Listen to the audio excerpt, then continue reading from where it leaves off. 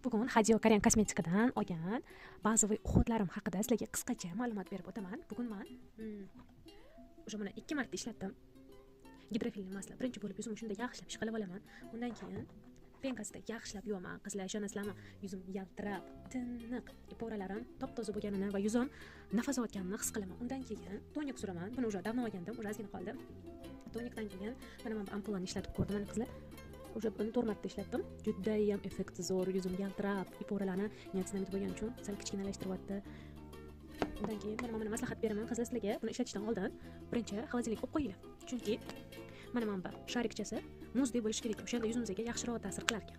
Bu ham o'sha mana 6 marta ishlatdim. Ertalab kechpayt, demak 3 kun davomida buni ishlatyapman. O'sha ko'zimning tagidagi qoralar ancha, ko'karishlari, qorayishlari ancha ketgan.